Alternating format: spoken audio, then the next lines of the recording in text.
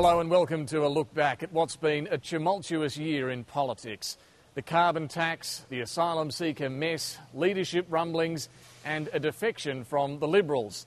But it all started with a summer of natural disasters and a political row over how to pay for them.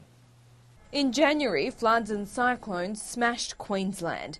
Australians watched on in horror and the world offered its help. I have taken a call from President Obama, who rang specifically to say that he is thinking about the people of Queensland and the people of Australia. By month's end, the water began to recede and the costs were being counted.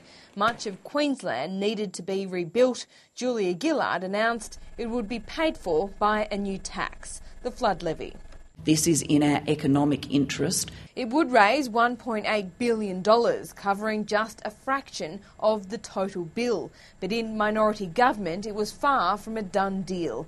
The independents weren't convinced, and Tony Abbott outright rejected the idea. The money should be found without a levy. In a bizarre move, the then Premier of New South Wales, Christina Keneally, was demanding changes of her own. Sydney-siders, she said, should pay less because their cost of living is higher. Australians were also swept up in trouble overseas. A political uprising in Egypt saw tanks and trucks take over the streets. The situation got so bad, the Prime Minister flew in charter planes, evacuating hundreds of expats. The evacuation flight will be available to take people from Egypt. January also brought the beginning of the whaling season. Sea Shepherd activists clashed with the Japanese in the Southern Ocean. The dramatic battle caught on camera. We are prepared for them to be more and more hostile towards us. But that prompted this warning from the Prime Minister. Any sense that somehow you can act irresponsibly and somehow someone miraculously turns up to save you, that is, not the way the world works. Parliament resumed for the year in February and politicians continued to do battle over how to pay for a summer of natural disasters. A $5.6 billion flood bill, Cyclone Yasi added another two. The one-off flood levy eventually prevailed, but it didn't happen without a fight. There's going to be some pain around and people are going to have to recognise that. There were tears from the Prime Minister as flood victims were remembered. It was heartbreaking. What Mark was witnessing was a young pregnant mother who just seconds before the shopper had arrived had had her young child wrenched from her weary arms by the flood waters. Whatever political disagreements we might have, she has shown a decent heart. That, a rare moment of bipartisanship, and then there was another. MPs from both sides defending Tony Abbott over this comment when discussing the death of an Australian soldier. The real issue was not what Mr Abbott said in Afghanistan, but his response when asked about it. If it's out of context, what is the context?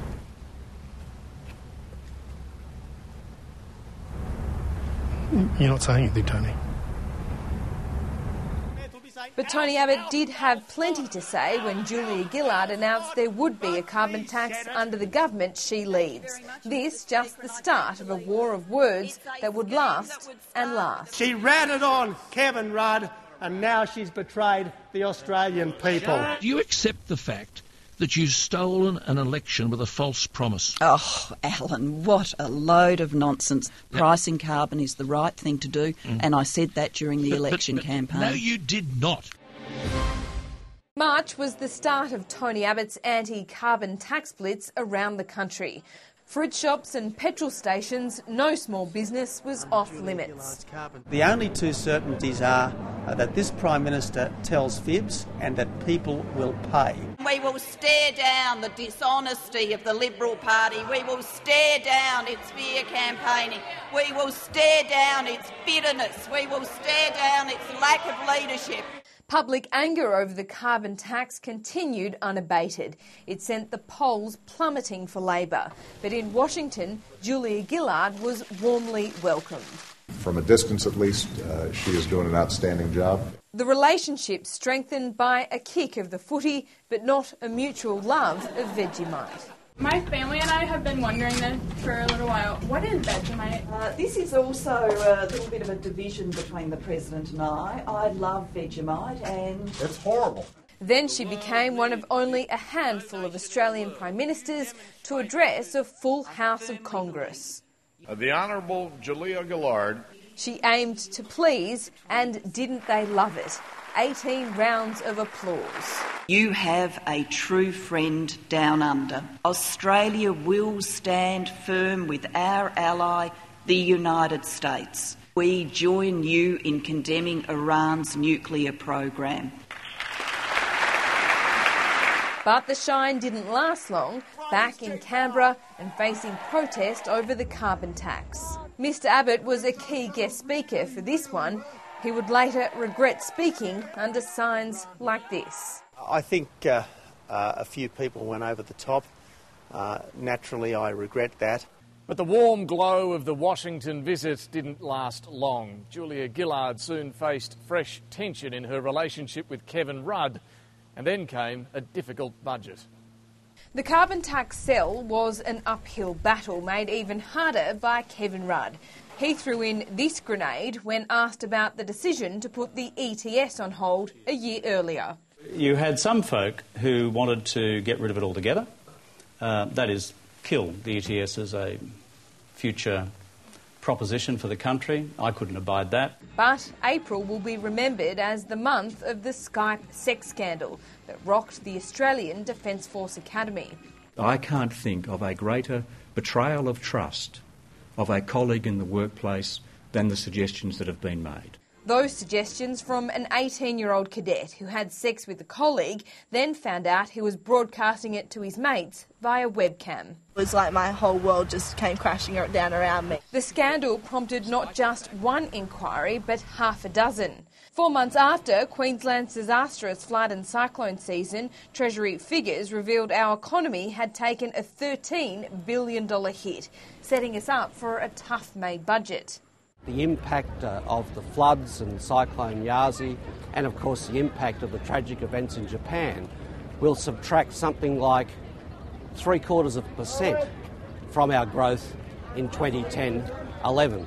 Julia Gillard became the first world leader to visit Japan after the massive earthquake and tsunami, but nothing could prepare her for the widespread devastation.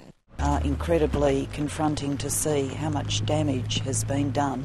It's like the place has just been bombed into oblivion. And before wrapping up the tour of Asia, her diplomatic skills were tested in China.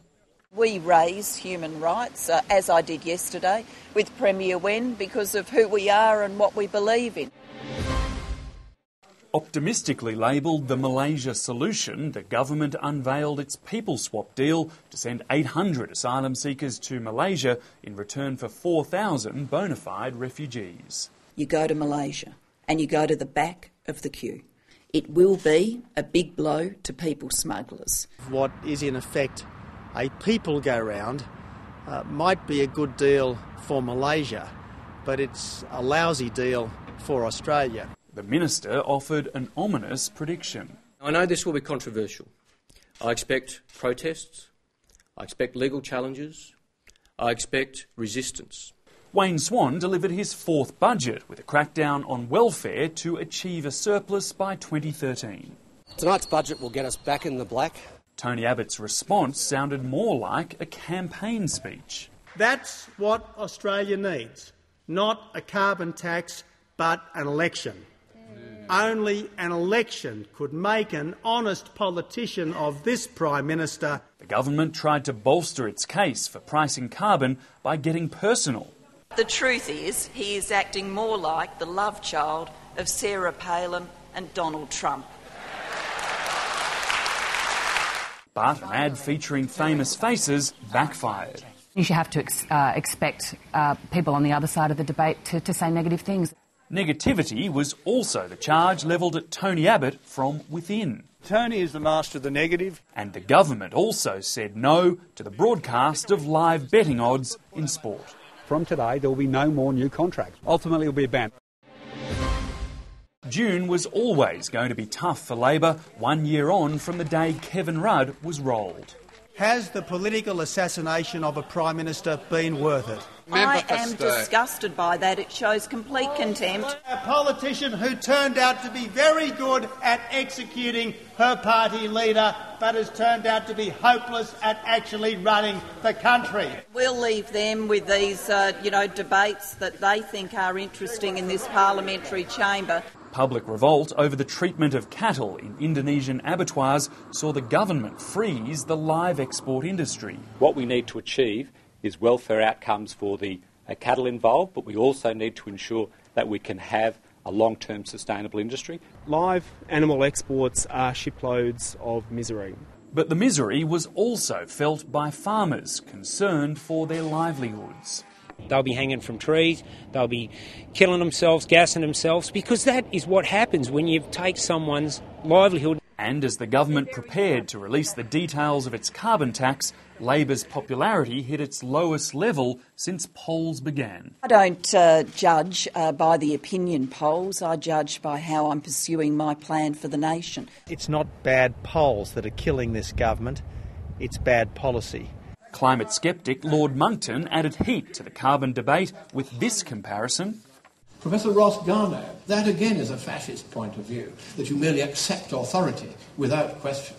Heil Hitler, on we go. While Tony Abbott tried to bring on a plebiscite to stop the tax. My plebiscite proposal is to bring about the vote on the carbon tax that the Prime Minister denied to people before the election. But it never got off the ground. After the break, the carbon tax details finally revealed. The knifed leader Kevin Rudd goes under the knife, and scandal grips a Labor backbencher threatening to bring down the government. Our year in review continues.